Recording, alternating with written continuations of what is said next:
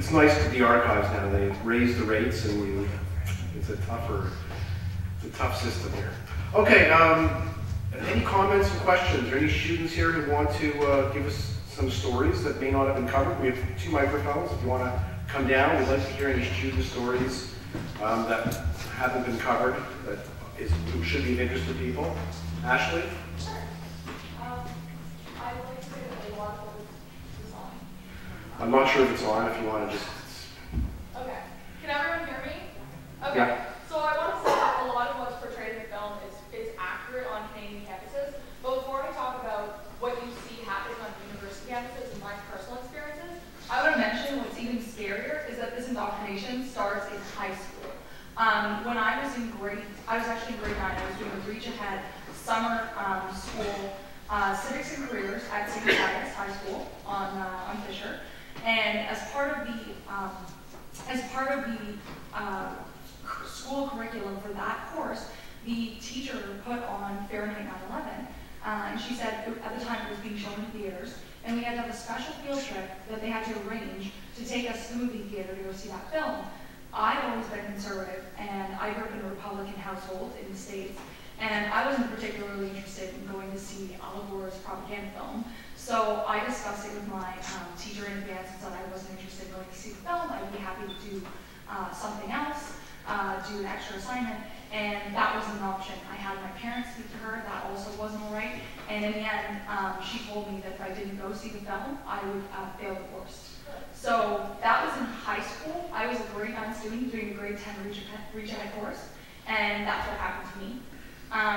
Fast forward a little bit to first year university. I was at the University of Ottawa, and I was in Introduction to Politics with Professor Eva Logroa. And as an introduction course, you would think that there would be, both sides of the spectrum, perhaps a look at different ideologies. But when I got the syllabus, I was really interested to see that the only book listed as required reading was Benjamin Barber's Fear's Empire, and the only documentary that we were going to watch was Outfoxed, which is basically a Fox News bashing film. And Benjamin Barber is a notoriously left author, academic. And the professor openly came forward in the first class that he himself was a communist, and proceeded to teach the whole class, the whole course throughout the semester from a communist point of view. And I made it clear in the first class that I was a conservative. And we had debates every class. And when he realized he could no longer maintain and calm himself down and contain his own emotions, because he got so aggressive towards me in front of the whole class, he would finally just shut me down and start cutting me off and telling me to literally shut up in front of the whole class. To the point when I ran into a friend of a friend in a dorm room 3 years later. She remembered who I was, even though I'd never met her, because she said, "You're that student that Professor Grove hated." 3 years later, quite the impression. Fast forward, I switched universities over to Carleton. I don't know why I did that to myself. But when they were talking about the different codes that schools have that fundamentally violate students' free speech, Carleton has one of those codes.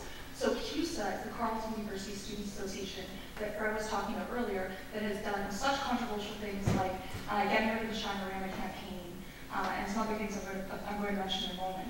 But they have an official policy called Safe Space Policy. Now, Safe Space Policy means that you cannot say anything that makes anyone else feel uncomfortable in any way. And as if that is enough, now these radical groups are pushing for a safer space policy, because safe space isn't enough anymore. Safe space isn't safe enough for people. And so what they call, ironically enough, as someone who's been on the executive of the Firearms Association at Carleton University for 3 years, and is a firearms owner and a license to own firearms and has done a safety course and whatnot, they've tried to ban the club, but ironically enough, they tried to ban the firearms club. They don't like guns and firearms, but the word they choose to use when they feel oppressed and when they don't feel safe is trigger. And they literally do this. They say, "I feel triggered right now." And if someone says, "I feel triggered," the cue to the person speaking who's triggering them is that you need to be quiet and you need to back away and remove yourself from the situation because you are the one who's the problem, no matter what it is you're saying. Now, that's just a general policy on campus at Carleton that is a official CUSA policy that all students are bound by. So there's that. Then there's obviously these sorts of,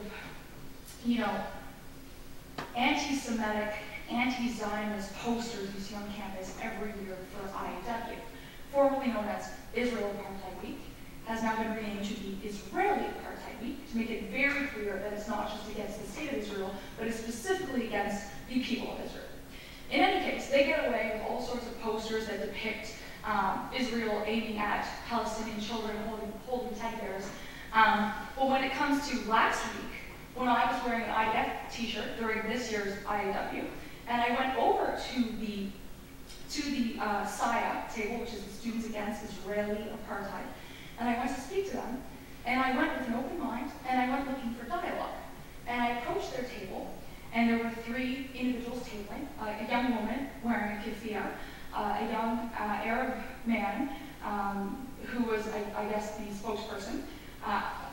Once the conversation progressed, it became clear that he was a spokesperson, and another young Arab man. Now, the young woman didn't say anything. The one young man was pretty reasonable, didn't know much about the subject matter, but was willing to talk to me. And the young man in the middle of the 3 individuals was quite aggressive. So I approached the table, and I said, "Hi, I know you guys are tabling today for IAW. What are you tabling about today? What's the specific topic matter? I'm interested in hearing your points of view. I'm interested in hearing what you have to say." And immediately, the one young man who I was standing closest to said, "Oh, we're here tabling for IAW, we're tabling against Israel, etc., etc." And the other young man interjects, stands up, pushes his colleague away, and says, "Don't talk to her." Super aggressive to his own group member. And basically, it got to the point where he said, I'm not here to argue with you. I have a few questions. I'm just interested in hearing what you have to say. And he said, "We're not answering any questions." And I said, "Okay, I won't ask any questions. I will stand here. I won't say anything. Just talk at me. I just want to hear your point of view. We're not talking to you." And then I said, "Okay, well, to be honest, I really did come over here looking for dialogue. I was looking for some discourse and back and forth. We are not interested in any dialogue." I said, "Excuse me? You're not interested in any dialogue? Can I quote you on that?" He said, "Yes." I said, "All right." So I went ahead and tweeted that, which was quite interesting. But basically it got to the point where security was called on me for standing there and asking them to tell me their point of view. Even though I didn't give any input of my own, I didn't say anything of my own. I am a Zionist, and I'm fairly open about that, but I didn't provide any of my own input or say anything about what I thought on the subject matter. But they called campus security on me. They called the Charlottetown campus paper. This is just last week.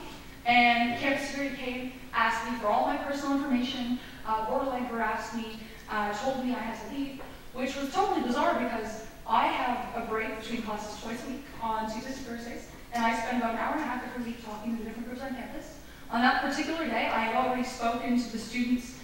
There were 4 groups of young women from a feminist class who all had to table as part of who had to do activism, political activism, as part of their course to get their grades. And I had already gone and spoken to all those groups of young women. There were about 5 in each group. I had spoken to one that was a pro-choice group, and I'm pro-life. And we didn't have any problems, and security wasn't called on me. And I'd gone and I'd spoken to another group of young women from the same feminist class who were talking about reproductive rights in the sense of IVF. There was another group I spoke to, a young woman who had a big sandwich board on that said, "Check your privilege," and who was talking about disabilities and those sorts of rights and how people are privileged. And we had a 45-minute conversation. Security wasn't called on me. And when I went to the Students Against Israeli Apartheid and wasn't even going to speak to them, but more to hear from them, security was called. And that was just last week. So there's lots of examples of this. I could talk about this for hours, but Justin has a lot of interesting things to say. We're about to call security. So,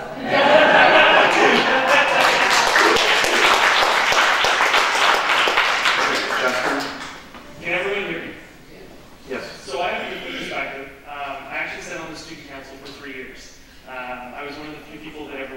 student council. They routinely every year found a reason to make me out to be the devil. I was the misogynist, the sexist, the bigot.